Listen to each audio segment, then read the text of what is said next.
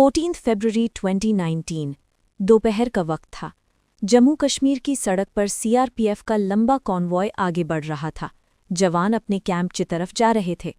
किसी ने सोचा भी नहीं था कि अगले कुछ सेकंड भारत के इतिहास का सबसे दर्दनाक पल बनने वाले हैं।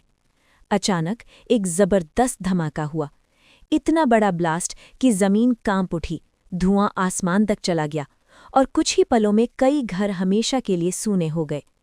उस दिन सिर्फ एक अटैक नहीं हुआ था, उस दिन 40 वीर जवान देश के लिए शहीद हुए थे।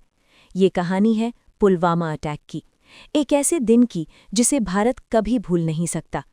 14 फरवरी 2019 को जम्मू से श्रीनगर की तरफ सीआरपीएफ का बड़ा कॉन्वॉय निकल रहा था।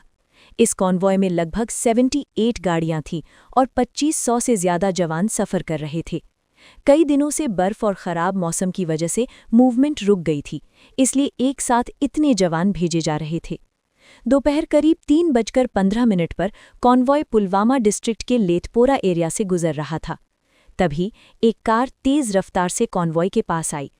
उस कार में भारी मात्रा में एक्सप्लोजिव भरा गया था और अगले ही पल कार सीआरपीएफ की बस से टकरा गई।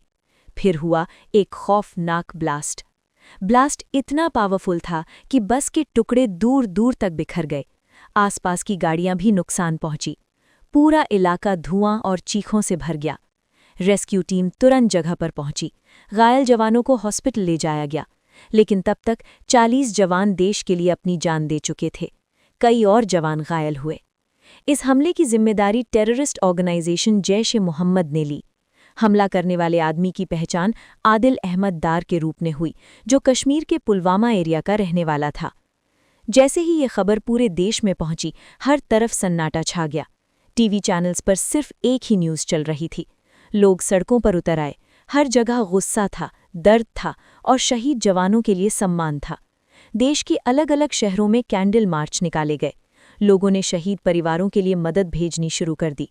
पूरा भारत एक साथ खड़ा था। शहीद जवान अलग अलग राज्यों से थे। कोई उत्तर प्रदेश से था, कोई पंजाब से, कोई महाराष्ट्र से, कोई बिहार से। लेकिन उस दिन सबकी पहचान सिर्फ एक थी, भारतीय।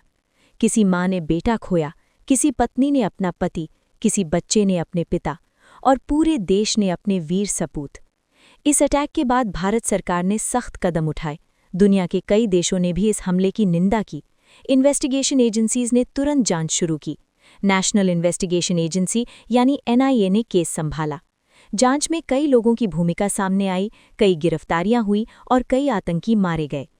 14 फरवरी के सिर्फ 12 दिन बाद 26 फरवरी 2019 को इंडियन एयरफोर्स ने बालाकोट में एयर स्ट्राइक की। भारत ने कहा कि ये एक्शन टेररिस्ट कैंप्स को टारगेट करके किया गया था। इसके बाद भारत और पाकिस्तान के बीच टेंशन काफ़ी बढ़ गया। लेकिन पुलवामा अटैक सिर्फ एक सिक्योरिटी इंसिडेंट नहीं था। ये एक ऐसा जख्म था जिसने हर भारतीय को अंदर तक हिला दिया। आज भी जब 14 फरवरी आती है, दुनिया कई जगह वैलेंटाइंस डे मनाती है, लेकिन भारत में लाखों लोग उस दिन अपने शहीद जवानों को याद करते हैं। उन 40 वीरों को जिन्होंने यूनिफॉर्म पहनकर देश की रक्षा की और आखिरी सांस तक अपना फर्ज निभाया।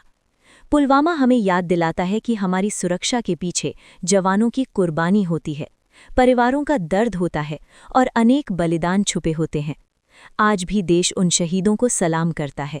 उनका नाम इतिहास में हमेशा जिंदा रहेगा और हर हिंदुस्तानी के दिल में भी। जय हिंद।